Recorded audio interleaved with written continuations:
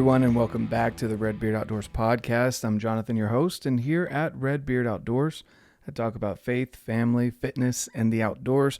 The reason being is that people that I've either looked up to or that I love to have around me in my life that consistently have success incorporate those four values into their lives, and that's become a main staple in my life. And I want to share that journey with you. As I go through life, I've been, a student. I work a full-time job. My wife works. We have kids. Just a normal guy. Just want to share that journey with you. So today we have another edition of the RedBeard Outdoors podcast, Wednesday, Ask RedBeard, ARB. You guys have put in some awesome questions, so I'm going to split this up into two parts. This will come out this week, and then there will be another one that'll come out next Wednesday as well. So before we get into these awesome questions that I've gotten, and I want to share my answers with you guys, I want to give a shout out to the show partners and sponsors. This one is brought to you by Alpen Fuel, Heather's Choice, Phorm, Kifaru, BlackOvis, Absolute Aid, and Affect Beard Oil. All of those links are down below, guys. You've heard me talk about them. Amazing companies in each of their own regards. Definitely go check out the companies, give them some support so we can keep this podcast rolling. And with that, I also want to invite you to the RedBeard's Fit Crew. Over at RedBeard's Fit Crew, we just have an awesome group of individuals that just love fitness, the outdoors, getting better, supporting each other in our goals. That's what we're there for, RedBeard's Fit Crew. And once you've joined that, of course, hop over to Phorm Outdoors on Facebook as well. Again, those links are down below, guys. Thank you so much. And now let's get started with these questions. I didn't want to take too much time from answering the questions, going over all the show sponsors. So today, let's get this going. The first question that I want to answer. Now, I've answered some of these on Instagram and Facebook, but I'm going to put them here in the podcast. So one that was left over from a previous questions that you guys had submitted. Any archery elk hunting tips? Man, where do I start? First, go check out Elk Shape. I am no expert. Now, I know I put up a lot out there, and it's because I'm passionate. I enjoy it. I love it. I want you guys to be a part of my journey as I learn to be a better bow hunter, and more specifically, hunting elk. That is a passion of mine, and it's slowly growing. Not slowly, it's quickly growing, and I want to share that with you guys. So I'm not the expert.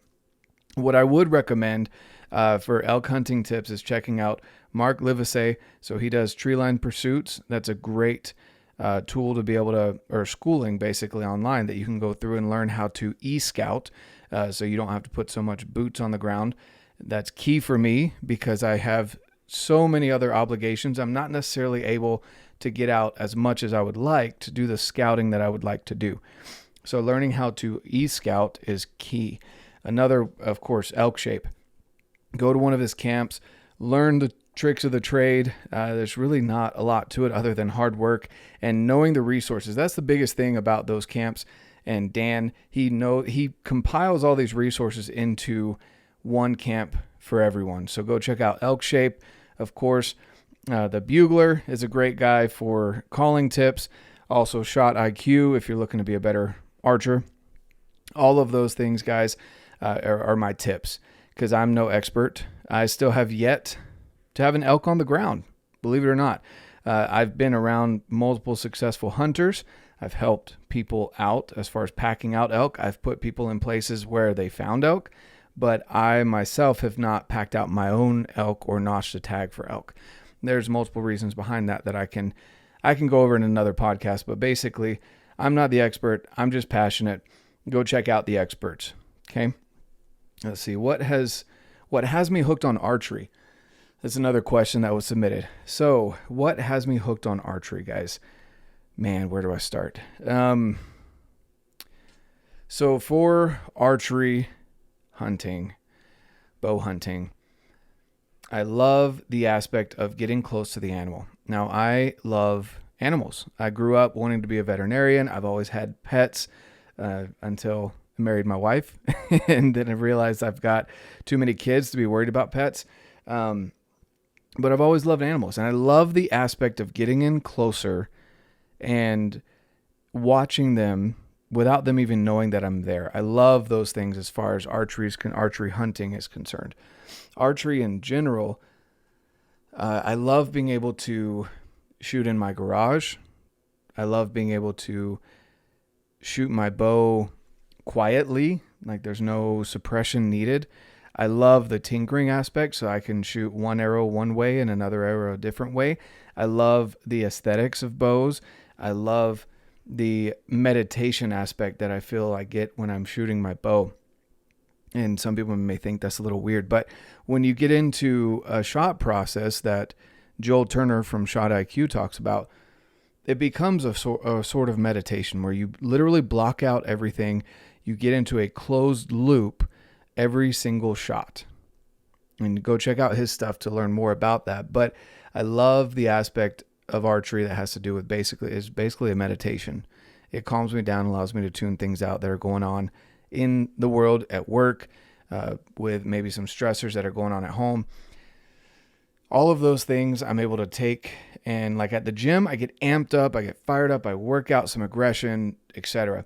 When I go to jiu-jitsu, same thing. You get excited as far as a workout's concerned. You get some good training in, you get to roll, you get to let some of that aggression out.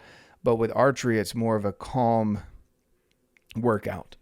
And there's so many different things that you can do with it. But I just absolutely love archery for just about everything that has to do with archery. Don't have anything necessarily, one thing specific that has me hooked. But that's a good question. Thank you. Let's see here. Next question. Best way to connect with people who hunt out west? Awesome question. Best way to connect with people who hunt out west? Social media. I'm going to say it. Social media is a great tool if you use it for the right reasons. Social media can be a hindrance. It can block you from your family, your actual life, your work, everything else that you've got going on. It can completely block you out from that. And that's not good. That's the bad part of it. It's addicting. There's so many things that you can compare your life to other people's lives, which don't fall into that trap, guys. But it can also be a great tool to connect with people that you would never have connected with before. So that's an awesome question. I would recommend social media. I'd also recommend going to camps. Again, I go back to Elk Shape Camp because I've been to 2 years in a row. I'll be going again this upcoming year. And I'm stoked for that camp. I mean, he's just such an awesome, down-to-earth guy with tons of knowledge and experience that just wants you to be a better human being, that isn't upset about you wanting to get into elk hunting because he knows that he is well ahead of you. He's not even comparing himself to you, and he's not worried about you getting in on it because he wants this to continue down the generations. And so I'd recommend going to an elk shape camp. 100% go to an elk shape camp. Outside of that as well, go to archery shoots. If you're wanting to be a bow hunter out west, go to your local archery range, do 3D shoots in the off season, meet people who do come out here and who have done it frequently, and get connected with them. Create a group of individuals. Another good thing, you can go into, again, the First Phorm Outdoors group on Facebook would be a great one. And of course, RedBeard's Fit Crew. All of those places, again, that's all social media. That's what I would recommend, guys. So go to camps like Elk Shape, go shoot at your local 3D archery club, and use social media for the good things that social media is. So again, those three things are what I would highly recommend to be able to get connected with people who want to go hunt out west. So that's another great question. Good job. Appreciate that. Let's see here. How many places have you hunted? Utah is the main one. I've hunted in North Carolina, but this was before I really got into hunting, and I didn't like the idea of sitting in a tree stand. I didn't like sitting in a stand at all with a rifle. It seemed too easy or boring based on if the deer came in or not. And I just didn't like it. So now that I'm into bow hunting, I would love to go out and shoot a deer with a bow out of a tree stand. That sounds like a lot of fun. But with a rifle, it just didn't seem right. So That's really the only two places I've hunted is North Carolina and Utah. I've gone other places in the States, but as far as me personally hunting, those are the two places that I've hunted. So thank you for that question. State you wish you could hunt in. So a state I wish I could hunt in, there's a list of them. And it's not that I wish necessarily. I mean, it's on my bucket list, but this year I decided to just stay local here in Utah and put in for points at other places so that I could hit some other goals that we had here as a family. And I just finished school, etc. There's a whole bunch of other reasons why, but I will eventually get to all of these states that I'm going to list. So Idaho for spring bear, Montana and Wyoming for elk and possibly mule deer. I love Wyoming. I forgot about this. I hunted in Wyoming for pronghorn. That going back to the previous question, I have hunted in Wyoming for pronghorn and was successful. So I'm going to be hunting in Wyoming, hopefully for elk and mule deer and pronghorn in the future as well. And of course, Alaska. Alaska is always up on the list. Arizona sounds like a lot of fun. Arizona, and I know Mexico is not a state, but in Mexico, I'd love to go hunt either mule deer or Coues deer or both, and have some of those amazing tamales that they make down there with some venison. That would be amazing. So those are some of the states that I wish I could hunt in. And it's not even necessarily that I wish I could hunt. It's that I'm getting there. I will get there eventually. Favorite animal to hunt and why? Great question. My favorite animal to hunt is elk. And even though I'm fairly new to it, I love how majestic they are. I love watching them. I love how vocal they are. I love how much meat they provide for one hunt. I love just how quiet they can be, even though they're such majestic creatures. And I go walking through the woods and I crunch everything I step on. Whereas these guys can have these big old swords on their heads and they still don't make a sound. I don't know how they do it. It's awesome. I love it. They're beautiful creatures. Again, I love how vocal they are and interactive. For all those reasons, elk. I had my first interaction with an actual elk and realized how big they were, even though I'm looking back at it now. He was a solid 5-point, but he was a 5-point. He wasn't the biggest bodied elk either. But for me, he was huge.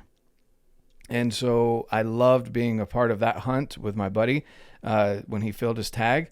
And from then I've been hooked. And then hearing them in person, it just all of it, the whole aspect of elk. So elk is my favorite animal to hunt. Thank you for that question. So I'm new here, he says. I'm new here. What do you do for work? Full-time Instagram or what? No, I'm not full-time Instagram. I definitely have a 9-to-5. I also obviously have a podcast. I run RedBeard's Fit Crew. I help with Phorm Outdoors. I do some gear testing and reviews. So I've got a lot of stuff going on. My normal 9-to-5 as of right now is I'm a salesman for a data management system company for power sport, marine, and RV. And I run basically the Southeast. So I've got from North Carolina down to Florida, over to Mississippi, and then I have some of the islands down there as well. So Puerto Rico. Yes, I'm fluent in Spanish. And it's great. I love it. I love the flexibility that I have. I get my work done. I get the people taken care of. I can go and do what I need to do with my family or with the side hustles I've got going on. And hunting, of course. So that's what I do. Thank you for that question. Did I stop by the Secret Saguaro store when I went up to the Kifaru International Grand Opening? No, I did not. I'm pretty hooked on Vortex. I know Saguaro is like top of the line. I'm not a glass nerd enough to know the difference. So I've looked between Saguaros and Vortex's high end. I don't see a huge difference. So for me, I'm going to stick with Vortex until I become such a gear snob and nerd that I may notice the difference. I say gear snob jokingly, guys. I'm a very sarcastic person, so take that with a grain of salt. But that is where I'm at right now. So no, I did not stop by the Secret Saguaro store that apparently is up in Riverton, Wyoming, or in that area. All right, next question. What Kifaru pack should I get? Well, first of all, you already narrowed it down to the best company out there. So good for you on that one. Now, here's how I handle that situation. It's just like for me, supplementation with protein, vitamins, etc. With packs, I want to know a couple things. I want to know what's your style of hunting? Like how many days you're going to go in. Are you a bivvy hunter, or do you hunt from the truck so you can be mobile at night. What's your deal? I love asking those questions, getting into the nitty gritty so that you can get pointed in the right direction. My go-tos this year are going to be the Hellbender and the Hoodlum. The Hoodlum is going to be for my 5+ days if I do choose to go in and backpack that far. If not, I'm going to be using the Hellbender for 3 days or less. If I'm going in for spike camping, I've got the camp bag set up from Kifaru, which is awesome for spiking out. And then you've got the built-in meat shelf. It's waterproof meat shelf. It's around 2,200 cubic inches on the main bag. You have a little stretchy pouch on the front that you can stuff layers in. It's just an awesome overall pack, the Hellbender. Either way, whatever pack you end up going with, get the duplex light frame. That thing carries weight like no other. So those are my recommendations. But again, I'd prefer to have a conversation with you just to get to know a little bit more about how you hunt, because there's so many good options, literally thousands of combinations that you can go through on the Kifaru site. Also, you can call Kifaru's customer service and they'll probably guide you even better than I can. So good on you for wanting to know about Kifaru, first of all, because you narrowed it down to the best company out there. So last question, last but definitely not least, would like to eventually invest in a good hunting pack. What would you recommend? Oh, well, we just got done talking about this. So Kifaru, first of all, I'd recommend you go in with a Kifaru. But then once you get to there, again, I would like to know, are you a tree stand hunter out east? Do you backpack in? Are you just doing one Western hunt and then you do all Eastern after that? Are you wanting multiple packs? Do you want just one pack to do it all? Either way, again, going back to Kifaru, Kifaru has the option for you. There's thousands of combinations between packs, frames, accessories. You can either reach out to me on Instagram at red.beard.outdoors or call Kifaru's customer service. They'll ask you the same questions. What are you looking to do? What's your style of hunting, etc. And they'll get you set up where you need to be. So I would say, and I would highly recommend Kifaru. They're built like tanks. They carry weight like no other. And they provide the option from the day hunter all the way out to the extreme 14-day backpack hunter, or more, depending on what you're doing. So, yeah, shoot me a message or call Kifaru's customer service for that one. Awesome, guys. Well, thank you for these questions. They have been fantastic. I love answering questions. Eventually, we're going to have people on from RedBeard's Fit Crew, First Phorm Outdoors, to just chat, listeners to the podcast that I want to have on and have reached out to me about things. So again, thank you guys for the questions. I really appreciate your support. The podcast is growing. The support is growing. Please go leave a review. If it's anything less than 5 stars, I do ask that you give me feedback, please, so that I can make it better. If it's 5 stars, you don't have to write something out. I'd appreciate it if you did, but you don't have to. Right. So I just would appreciate a review. Let's get this out to more people. You can also go subscribe over to the YouTube channel, RedBeard Outdoors, where I post the audios of ones like today, where it's the Wednesday, or the Saturday ones. I have video where I'm actually chatting with the people that I'm having a conversation with. So thanks again, guys. Love to see you over at First Phorm Outdoors page on Facebook, RedBeard's Fit Crew, and just more than anything, guys, I want you to get out, live your life, and love it.